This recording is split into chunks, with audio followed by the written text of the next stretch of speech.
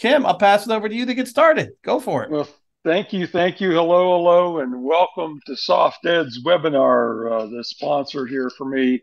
And we're definitely delighted that all of you have been able to join us, and we're ready to tell you everything you ever wanted to know. No, we don't have enough time for that. So we're gonna hopefully talk about some future classes. And Dave has already mentioned Mark Balser's class is in November, and it's in the slides, and so you can go to SoftEd and register for that if you want to know more about business analysis and project management and how it's being used in this group. So let's start off by talking about uh, what are our objectives. So one of the things we're going to try to do is attempt, because we just don't have enough time, a comprehensive understanding of AI. And there's a few words that come to mind, and one of them is data, data, data, and data. So we're going to give some insights into AI's history. We're also going to talk about where AI has been used and where it can benefit the business, right? And we're going to look into some possibilities of AI, where it's going. We're going to look a little bit into the workforce and how it's going to impact the workforce. And what are the limitations of AI? I wanted to share with you a little bit about my personal story, because it says a lot about where AI has come from. I started finding out a little bit about it in 1973. I found a program, interestingly enough, on a teletype. And it was called ELIZA, ELIZA. And I found out that that was something that was done in the 70s, or I'm sorry, not in 70. I found it in 73. It was actually done in about 59. And the way it worked was pretty simple. It says, "Who are you?" And you gave it your name, and then it says, tell me more." And so, tell me about yourself. And so you'd write a few sentences, and then it would say, "Well, tell me more about it. That's interesting about," and it would pick something out and say, "Tell me more about that." And so you would go back and forth, back and forth, back and forth. And what I found out was it was building a database. And in that database, it was making relationships between two different words. It was using whole words in the database. And then um, it was also then making a piece to piece probability that these words would come in contact with each other in a later sentence. And it could actually come back and using some conjunctive words like and and of, and it would even record those. It would build something that looked like it was intelligence. It looked like it was intelligence. And it was fascinating because for the first time I saw computers, which is, where my love was, as the possibility that there was going to be some intelligence. Well, now it's 50 years later, 50 years later, and we're using what's called the large language models for AI's ChatGPT and some of the others that are there. And so what it provides now is the model itself is already built. It doesn't have to build it as we go. And it's the internet. So it's a huge model. Somebody said it was like 1.5 petabytes of information. Um, and and we also have bigger and faster machines. And so we can mathematically enhance the predictability and also the statistical probability that these things will come out. So it makes it even look more like it's intelligent, right? So, but the difference again is that we have faster machines now, and we have larger, much larger, the entire internet base of information, right? And all we're doing is we're just tagging those words and the probabilities. And we can use that again and again. And the big key here is fast and big. So what's going to happen in for future AI? Well, I have to go back to what David started out with, not in this seminar, but in the other one that we talked about, where it's about change, and change is going to happen, and it is happening. And it's kind of this change for between AI um, and what we've been used to in programming machines. It's getting to the point now, it's kind of scary, but we see computers programming computers. And this is where we're going. The biggest issue that I find is that, like making this presentation up, I'll admit I used AI to make the presentation, which I thought was great. But then I started looking into all the little pieces that were there and found out, wow, there were a lot of mistakes. And a lot of companies had moved on, and a lot of companies had changed their website, and it's changed. So, what is it that we see that's going to happen here in the future? Well, it's going to be finding mistakes. And then the other part that really disturbs me, I don't know about you, but disturbs me is that people say, oh, I found this in the internet. And everybody goes, okay, how do you know that what you found in the internet is true? So truth detection, right, is becoming that new profession. And also as a kind of a backdrop here, I just wanted to share with you a book. This is the book. I'm showing it up on my screen here. Hopefully you can see it. Bostrom wrote a book from Oxford Press called Superintelligence. And this book has been recommended by Bill Gates. And I thought, well, oh, okay, well, I'm going to have to read that. But the more that I read, the more notes I made in the side pieces. And I went, you know what? I need to write a book. so, so I am. But this is a good book if you want to be challenged with where AI is and where it's going. Here's another interesting book. I just happen to have these on my bookshelf and read. This one is the scary one. It's called The Singularity, right? And the end of the world is near because of AI. This was written in 2005. The superintelligence book, Nick Bostrom, by the way, is a professor at Oxford, and he actually has a class in AI. And so this is basically notes from his class. This was written in 2014. So what is it?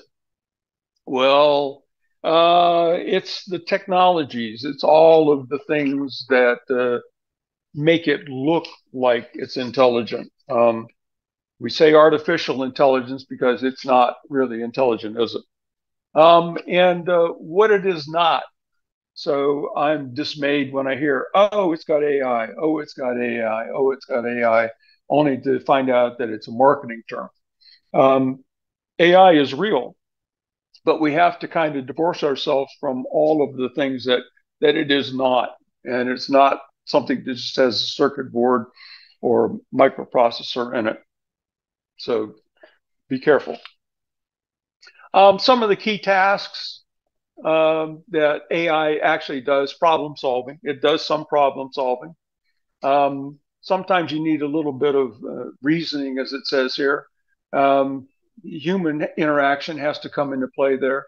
You can't really solve problems, or the AI can't solve problems. It needs a little bit of help currently. So, we're looking at futures later. Uh, Perception, natural language understanding. I find it amazing we don't give credit for AI being able to use it for translators from different languages. And I play an online game, which I don't know, some of you also do, but that's worldwide. And the chats that are in there are any language. So I'm translating and talking to people in Arabic, and I'm looking at Arabic language. I see that, and I hit the translate button, and it translates it. And it's fascinating that it can do that. So this is what AI is today. So let's look a little bit at the timeline, the history of it. Some could say, well, it doesn't matter what the history was, but in our case, the ancient civilizations actually had something that they saw, the gods or whatever. But as we started getting the mechanical age, we had automata, We had these little robots that did things, and the cuckoo clock, right? Um, but and Disney's automation that they do inside of there pretty much is mechanical, but they're and currently doesn't have a lot of artificial intelligence with it. That'll change too. Entertainment will change dramatically. If you want to take a really deep dive into some of the early foundations of AI, you want to look at the Henry Millardet, Millardet, called a draftsman writer, and it was a robot. They actually made a movie about this, and I've watched it several times. Fascinating, where the mechanical device automator, right, goes and it can write on a piece of paper with ink and a piece of paper, and it can change by a program that's done in the back. So uh, again, made it look like it was intelligent. Right? The Dartmouth Workshop. So the Dartmouth Workshop was in 1956. And several fellows, and I won't go into the names and whatnot, organized it. And their charter was an attempt to find out how to make machines to use language, form abstractions and concepts, and solve problems now reserved for humans and improve themselves. This was the first time that the word supposedly was coined, artificial intelligence. So the Dartmouth Workshop is the beginnings of that. There was a lot of excitement about that happening, and they spent some time working on that particular aspect of it. Um, Unfortunately, our computers were just not up to the task. I mean, the PC didn't come around until about 82.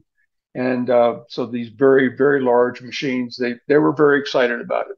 A lot of money was poured into artificial intelligence in those early years to try and make it. And actually, computers themselves, the challenge was always to make it better, better, better. Um, and then it wasn't until probably the 90s to present when we actually were able to have machines that were powerful enough, and that we had uh, uh, the rise of the internet and the capability to have large pieces of information that we could look at and we could grab together.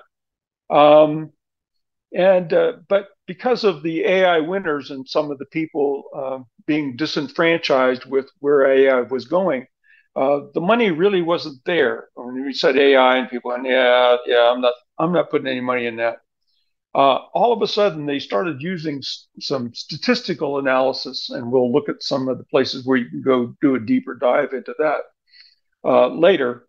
But they called it deep. They changed the name. They called it deep learning, and everybody went, "Oh, this is something new, deep learning. We're going to have to get out the money and let's put some more money in it." And it's been very successful. Been very successful to the point where we've had some current AI systems, and IBM's Watson was promoted very heavily early on. Everybody, well, yeah, but we can't buy them big IBM machines. And and today now, OpenAI's ChatGPT is the thing that everybody keeps looking at and using, and it's pretty darn good. I'll have to admit, it's pretty darn good. And if you get a chance to use ChatGPT and 4.0, which is a paid thing, they've got some really, really great assistants. And one of them is making a slideshow. And so you can actually make slides using ChatGPT 4.0. Google's AlphaGo 2016 was the time when which AI points to and says, this is truly when machines are better because they beat the world's Go player, right? Um, Really, it needs to be looked at in AI, and we're going to delve in now to the different roles that it plays, because it really has enhanced our market share. So if you want to use it for your contact maintenance, customer relationship manager, your CRM, Salesforce.com is one of those companies that is the top of the game in doing that. IBM still is doing predictive analytics, and they are advertising this quite heavily. And chatbots, again, OpenAI is the company that's doing that.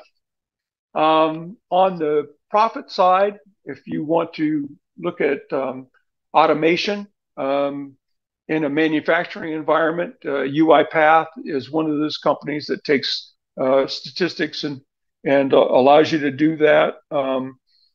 We have a degree, right, which is industrial engineering. And that's basically what they do. They go through your manufacturing path and try to optimize and get more out of each machine. Well, this is a group and a software that allows you to do that. So if any of you are into that kind of environment, some dynamic pricing. Pricing is an issue when you're trying to figure out how you're going to make a profit. If you mess it up by, a penny or two, I don't know how many of you know how gasoline is priced, but it's priced every day. They change the prices on a daily basis, and if they miss it by a penny, they lose out dramatically. And supply chain. This is an interesting piece of information here. Here was one where the AI, the ChatGPT said, supply chain optimization is done by Lamasoft. Well, it turns out that Lamasoft was purchased by Coupa, and it was purchased by Coupa in 2020. They paid $3.5 billion for Lamasoft. Why? Why? Because they had a large amount of information, and supply chain optimization is just that important. So we don't often think about what it takes to move stuff from point A to point B, but this was one of those cases. Security is a problem, and as it still continues to be a problem. The companies that work in virus, right, and malware, those companies make their money off of getting you to buy and to install that program. Well, Darktrace is a company that works in immediate threat protection. And so companies that are trying to hold on to their information would use Darktrace. Take a look at that if you don't have it. Obviously, companies that deal with commerce like PayPal and Google are constantly looking at security breaches and how to manage those.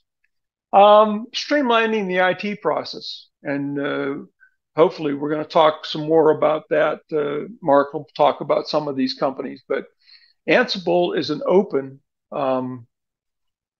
source project.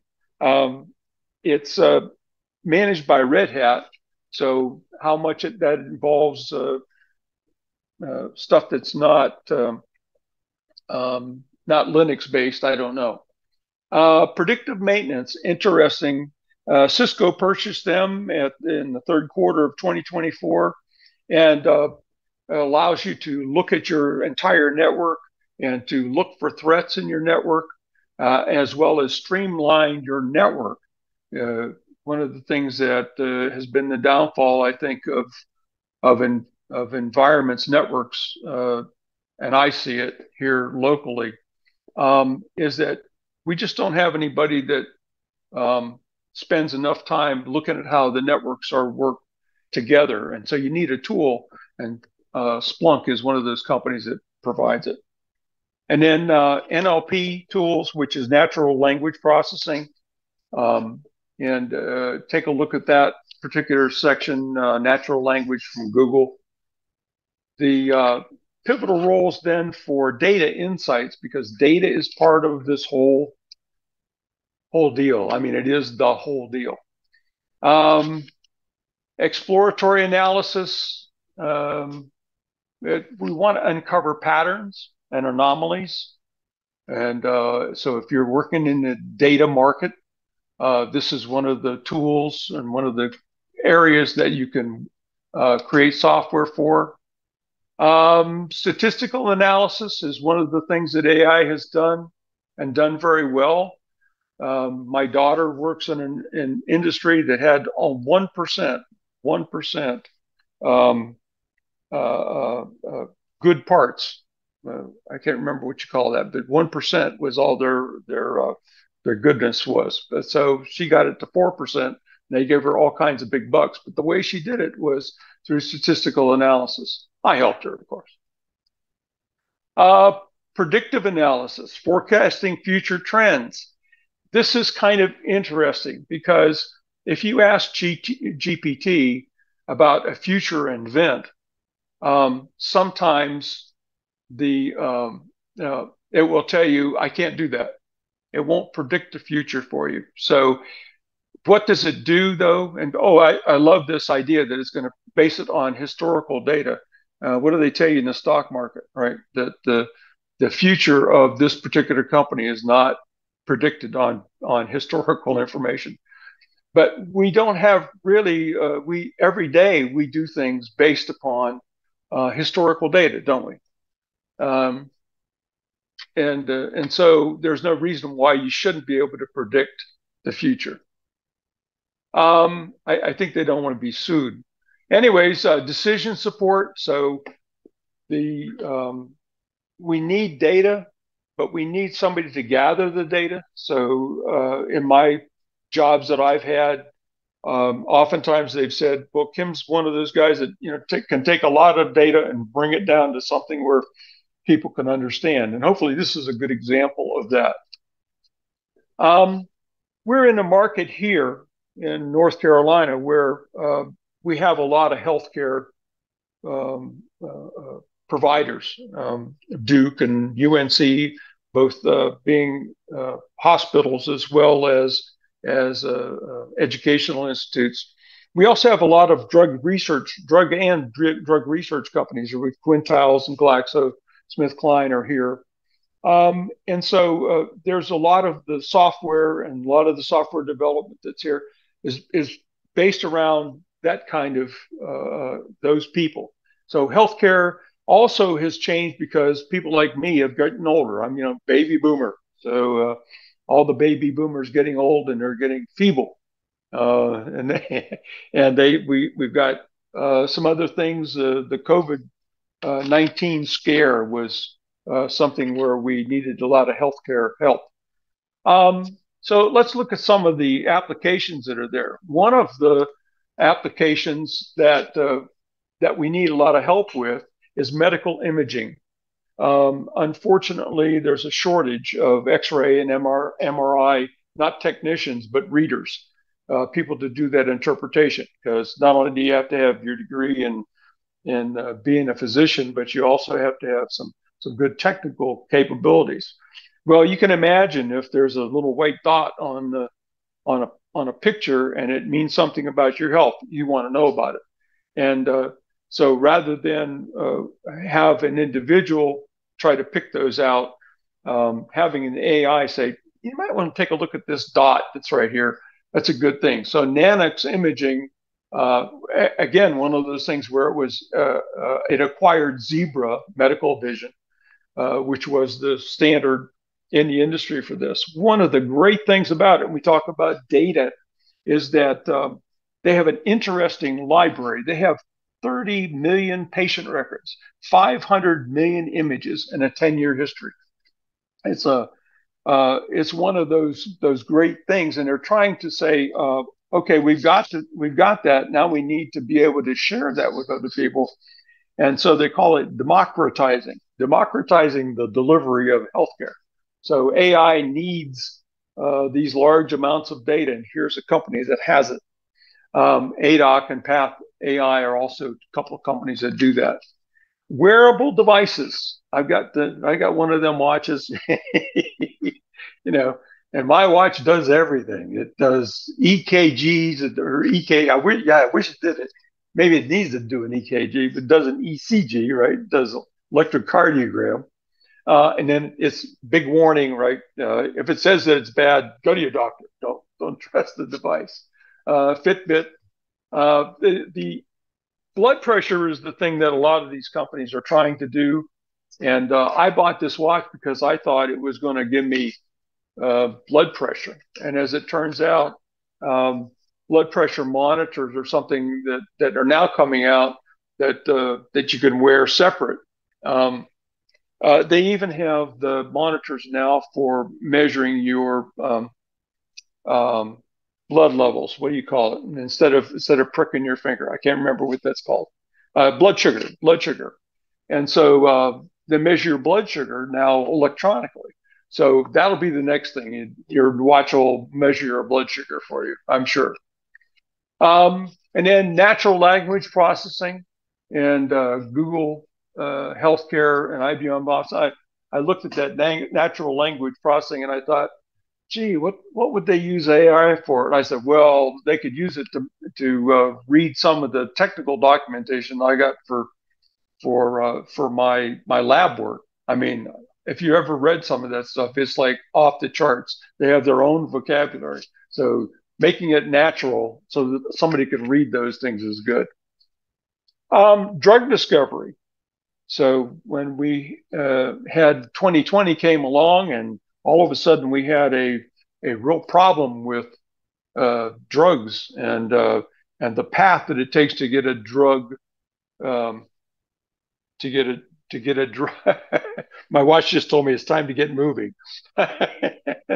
So anyways, so drug repurposing, things like I don't know if you remember, but there was a big deal about the COVID-19 and what drugs were we going to use. And somebody said, hey, there's a malaria drug out there that you could use. So drug repurposing, benevolent AI, it's called.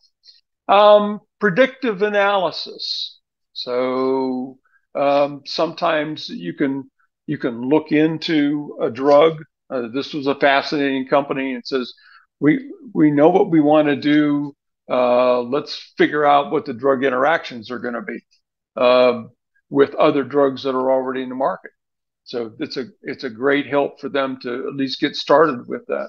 And then clinical trials, and because clinical trials are a big deal here, and as we talked about in 2020, where it's like, how can we accelerate clinical trials? This company called Tempus is working in that area. All right, predictive analysis, and as I said, oftentimes the AI companies are not want to do prediction, but here's a company that identifies your risks. I was told that I had diabetes type 2, and I said, and my doctor says, oh, you're going to only live a year longer. That was 20 years ago. But here's a company two companies that do patient risk identification. Doctors want to know this, so they're able to scare their patients, I guess. Predictive maintenance of hospital equipment, kind of off the charts and different from this. Siemens has got a ton of stuff on their website. If you go to this website, healthineers.com, and take a look at some of this stuff. It's not just predicting maintenance of hospital equipment. They have got a lot of AI stuff out there. Personalized treatment plans. Again, once you have decided where you're going, this company really we see this for cancer patients, and so a lot of cancer progression and where we're going. What do we do next? What do we do next? What do we do next? Flatiron has been key in doing that for cancer care. So that's the hospital stuff. That's the hospital stuff. Now, what are we going to do about other stuff? Logical transformations. Logistics is a big key, is a big problem. I had a friend that says, you're not concerned about feeding people. I said, well, there's a lot of people that don't have any food. I said, but the problem is not that there isn't food to give them. The problem is they don't have the wherewithal to get to the food. And if you knew where they were and you could transport it to them, then that would be key. Uh, our church does a local food pantry, and while that's wonderful, people still have to get to the food pantry um, to get the food that's there. So logistics means a lot, and some of the systems that are out there now are just starting to look at how we can provide those things and provide logistics. Road automation, I see Tesla car every day when I'm on the road. So they're ubiquitous with artificial intelligence. When people say a car that has AI, they think of that. Sometimes they don't think about Waymo. Waymo has been in the business now probably longer than Tesla. And when Waymo first started out, they wanted to have a driverless Uber, and they said, well, it might be easier to do that inner city, take away from the cab companies. And so they started out in San Francisco, and they in fact created um, tried to do a driverless system there. And they said, oh, it's going to be easy because we've got all these buildings and we can find it. Not so. Um, yeah, and we're going to give all these slides out at the end. So the other part was they looked at that and they started doing some of their experiments and they found out, yeah, it wasn't that easy. So one of the things that they did was they said, oh, we're going to have to enhance it. So they have an enhanced city. So San Francisco now has got markers for Waymo. So Waymo has been successful there. They did it in Phoenix then, and soon they say it's going to be in Los Angeles and Austin. We'll see. John Deere and agriculture. Oh my goodness. They're not the only agriculture company. Chase is another company that does a lot of the big tractors. But John Deere is kind of, that's their thing. And they thought, well, how can we help the farmer? And this is a farming environment here in Raleigh, North Carolina. I'm in Holly Springs, North Carolina. And just down the road is tobacco and peanuts. And last year was corn. But how do you harvest that for and for these large acre places?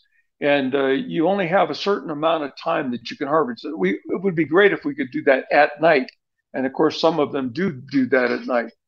And so, and there's only so many people that do it. So let's create a machine that's called an autonomous tractor. So they actually have an autonomous tractor. And they have large machines that are autonomous at this point, and they work by GPS and they work by, and they actually have some of them have drones that help them. Fascinating. I've been to several seminars and talking about AI and use with agriculture. Drones, again, drones are a big deal. I was going to bring my drone. I have a drone that I bought, a little tiny drone, and it was back in the day trying to make it work. And you had to trim this and trim that and do this and that to make it work and make it fly well. Um, and it would always hit things, right? So today's drones, DJI is key in that, entertainment drones, but they also have some higher end drones that are used for the real estate market. And take a look at DJI. At the upper end, though, when you're starting to look at the police and emergency fire protection, they've got some robots now that actually carry some amount of the hoses and whatnot, so that they can put fires out with. Fascinating stuff. And also C robots. So AI is being used there.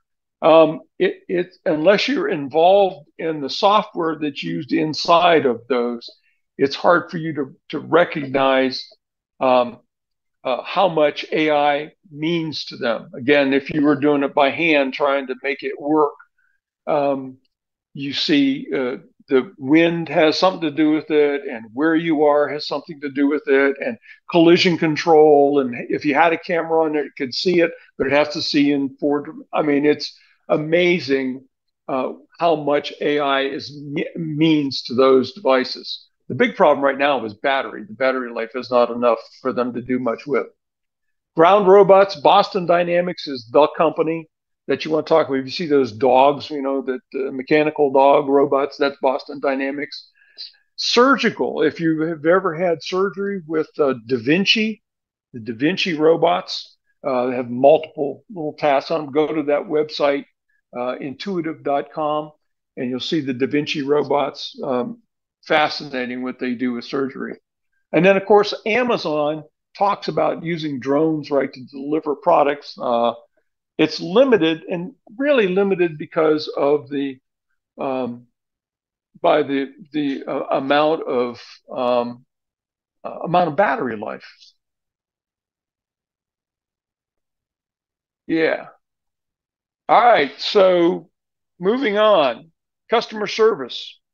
So one of the things that it can help us with is also I call it the wake up words, right? The wake up words for I won't say that because you might have a phone that'll wake up if I use those words, but you see those words on the screen. Whoop whoop whoop. What did I do? Hold on. There. When I roll my mouse, it does that. So and I need AI for the presentation. So assistant.google.com, if you've ever looked at that, that's their AI background. So take a look at that. Yeah, obviously, Watson has been there for IBM, and so if you go to their website, you'll see that. And chat, OpenAI. Interestingly enough, let's see, OpenAI, Microsoft told Recode, so this is kind of backdoor stuff. It was not disclosing the deal specifics, but Semaphore reported 2 weeks ago that the two companies were talking about $10 billion. So Microsoft getting 75% of OpenAI's profits until it recoups its investment. I'm reading from their website. After which it would have a 49% stake in the company. So ChatGPT is that powerful and that important that Microsoft is buying a pretty good share in it. Another one down here, e-commerce. So talked about Amazon obviously has got a retail area, and that name that I won't mention because I got it all over my house, and it'll say what? And then Bold 360, another one of those purchases. It was purchased by Genesis in 2021. And it does conversational AI, dynamic knowledge base, and it has intuitive agent experience. So you might want to take a look at that if you're in the e-commerce area. Scientific discovery. Very first one on there, MATLAB. If it wasn't for MATLAB and Simulink, the math that's used for artificial intelligence, at least when it comes to natural language, ChatGPT uses a lot of that math for statistical and probabilities. Take a look at that website if you're interested in the insides of it. If you're interested in learning about deep learning, that's where to go. And ComSolve deals with multi-physics. I had to look this up. Multi-physics software is what they provide. What does that mean? I still don't know. I'm going to look into that some more. But it says the description says the simultaneous simulation of different aspects of a physical system or systems and the interactions among them. I guess that would be like football or something. So material discovery and design. We're talking about the large base of material information. Again, in order for AI to work, it has to have a large base of information and tagged information. So these are a couple of different places where you can go against Lawrence Berkeley National Laboratory. You can imagine the materialsproject.org. And these .org companies, typically it's open. in order for us to use it, right, it has to be open. So if you're doing materials and if you have materials programs or you're in the materials space, these are two areas where you really want to go to these websites and look at these. They're open source too. All right. So we're ready to talk about ethics. Dave and I are going to do an AI ethics, responsibilities, and governance on Tuesday on 11/14, also at noon. So that'll be a 1 hour attempt to talk about governance. But we're going to make a quick stab at it here in one slide. So first of all is bias detection, and fairness. Um, Interestingly enough, um, there are several bias detectors. So if you were programming this, if you were programming bias in your AI, you would not want to know about the Thiel index, the Euclidean distance, the Manhattan distance, and the Mahalanobis distance, and others. If you go to ai-fairness-360-org, right, that is from Linux. It used to be IBM. IBM had, this was another one where the AI failed me. When I went to their website, it was not there. They said, oh yeah, that's been in the Linux Foundation. It's been with the Linux Foundation since, let me see my notes. I don't know. Oh, that says on the other page. Nope, nope, don't know. Oh, July 2020. It's the first line on my notes. July 2020. So they bought or they gave, I guess, all of their source to the Linux Foundation. So you go to that website there that's on there. Um, Fairness indicators, really fascinating website to go to and talk about TensorFlow, and where they give you these indicators that I just mentioned, the Thiel, the Euclidean, Manhattan, blah, blah, blah, and they show you how to put those into your AI programming. Um, Privacy protection. Many companies have tried to do that. The two-layer where they dial your phone and you got to put a number in. Privacy. Apple actually on their website right there, we're talking about privacy features. They mention all the areas that they've had to address. And so you can imagine if you've got a browser, right? We see this now with a little thing that comes up and says, "Do you want us to give you cookies?" And no cookies, half a cookie, chocolate chip only. Maps. We don't really think about that as privacy, but if you are going to different places, your system already knows where you are. I used it actually in a court case to say I wasn't there. My map on my phone says I wasn't there. Photos, trying to address the idea of children shouldn't be shown in photos without their consent, and some issues associated with that. Um, FaceTime. So if you're doing FaceTime, see real world, they can see behind you and all those privacy issues. Messages, email, uh, that other wake up word, Siri, right? SIRI, that word. Um, the wallet, Apple Pay, Apple Card, right? All of those they've got some real issues with. But you can imagine that's just in your phone, just in your phone. Um, an interesting thing by Microsoft, homomorphic, homomorphic encryption. I had no idea what that meant. They don't know yet either. If you can go to this, it's a research publication that they produced, and one of the interesting um, results, I guess, out of this group was they say that in order to protect it, it has to be standardized. So if you're going to put rules in, they have to be rules that are standardized across all of the data. So I don't know. It says most likely by multiple standardization bodies and government agencies. An important part of standardization is broad agreement on security levels for varying parameter sets. So wow, that's like blows my mind as to what's going to happen there or how that's going to happen. And then finally, transparency. So OpenAI, again, being one of the 500-pound gorillas in the market, they have a charter, and on their charter they say, yeah, we're concerned about it, and it's a competitive race, and if you want to do it, we'll be better than ever. We'll work out specifics and case by case agreements and blah blah blah. So it's kind of a broad brush.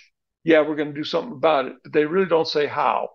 And then again, another organization that you can belong to, partnershiponai.org, is a nonprofit community, and it's got everybody: academic, civil, social, industry, media, everybody. So you can go join that. Um, this brings up a really good question, which is, okay, so everything's going to change. Where do I fit in? I just lost my job. I was talking with a couple of guys on Tuesday night about they're losing their job in the software industry. They're losing their job in the network industry. They're losing their job in a lot of what we thought were solid jobs. And the question really is, now what do we do? It's kind of the people that were making buggies when the car came along. Now what do we do? It's almost that mind blowing. Well, SoftEd, thank you, David, has stepped up to the plate, and starting in November, the first November 28th through 30th, Mark is going to do AI for business analysis. And I assume we're going to do one for project management at some point. There's 3 of these sessions: December 12th through 14th, and January 30th through February the 1st.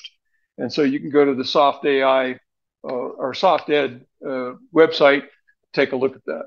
And of course, hopefully we'll have some on AI coming up, and we've got the second one coming up in December, I guess. You can go to Coursera. They've got a huge range of courses that are there. I took one. It was almost over my head, and I have a degree in math as well as electrical engineering. It was over my head to some degree. I had to go back and almost didn't make the test. I did almost flunked the test. It's a good thing they give you a second chance at it. And then LinkedIn, of course, trying to re-educate people in the marketplace. I'm not quite sure how much that is got AI in it. I looked at that and I didn't see much in there. Skill assessment and tracking. So here's a couple of companies that do that. They look at your technical skills. They kind of point you in a way to get some more skills. And then career path, the Nano Degree and Future Learn, both of those companies are involved in career pathways.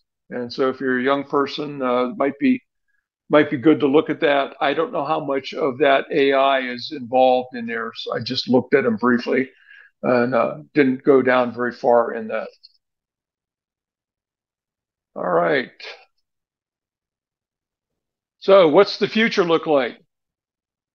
Well, uncharted. We're on uncharted territories. We're not quite sure where AI is going to take us. It's obviously going to incorporate AI in just about everything that we've got. So even those that we don't even know what they are. And it has a potential to self-improve and maybe create Life 3.0, another book that was an interesting book for me to read. So that's saying beyond human intelligence and into AI. And we see a lot of we watch them all the time, the science fiction, because I'm interested in this. What do the artists think about science fiction and AI, and what does it mean? But there are some limitations. Yes, there are some limitations to AI. The first one is it's data dependent, doesn't make its own data. However, there was a study that said that if the data that we have, right, will be more data than we can consume, and much of it will be created by AI. So if AI is creating AI, which creates AI, which creates AI, what does that mean? And so there was a recent study, and I don't have it down here, but just read it recently that talked about how that kind of pollutes the actual information that's coming out. So, and also as it says here, we got some privacy things that we need to address. Ethical, same thing, right? The potential bias has been there in the net. If we're using the net to generate presentations and other things, there's a potential that it's not going to be fair. So how do we ensure fairness in an AI integrated world? And I mentioned it before, Brave New World. And if you don't know those books, Brave New World and 1984, which I think is funny. That's the title of the book. Interpretability. Interpretability. A lot of the models are, yeah, you plug this in and you just call this. And while that's nice, it's a black box. You don't really know what you're getting out there. So there is a rising demand for explainable AI. And so I've got another one of these webinars coming up, believe it or not, on October the 31st. That's Halloween. So I'll be here at noontime on Halloween, and then I'm going to dress up in my Iron Man costume for Halloween. So there's some need for that, and unfortunately, there's not enough data. Most of the data that we have out there is generalized. There were several places where it's not. The materials one is super. The patients one is fine. If you go from system to system, like here in town, if you go to the UNC system and then you got to go to the Duke system, they have the capability to move some data, but sometimes they don't, and you have to transport it. So we need some robustness in that capability to move from one to the other. And again, it says some places we just don't have enough information. All right. Wow, we've got significant computational resources for training today. Yes, we do, but we need to have sustainable AI research. The research is there, just not enough. We've got there's no emotion in this. I put down data and Spock, right? Oftentimes they'd say, "Oh, we're all going to die," and Captain Kirk says, "Yeah, we're going to do it anyhow." Got to save that person, save the last person. So we got to have AI that's got emotional recognition. Don't know about that. It's still out for me here. And security concerns, absolutely. What if we got smart robbers? Huh? Yeah, we give AI to the hackers and to the robbers. Now we got some other issue we need to address. And then finally, the generalization of AI. So again, the more you make it like an individual and like a human, thinking like a human, making decisions like a human, the more we get to this thing that they call general intelligence. And when you get to general intelligence, if it gets bigger, better than the human, this is why these books, The Singularity and Life 3.0, and I've got another one, AI Superpowers in China, that we're concerned about. All right, I'm going to open it up. How'd we do, Dave? 12:57. That looks good. Some questions that were brought up. You're on.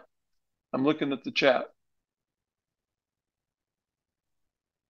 Robert says, ethical concerns is huge for me now that he's in the job market. Well, yep. Tawana says she bought an Insta 360 Flow smartphone gimbal. Any other questions?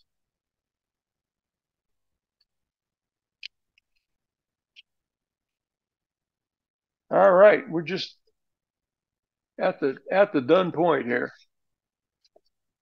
Thank you very much for you joining with me, and I appreciate and hope to see you again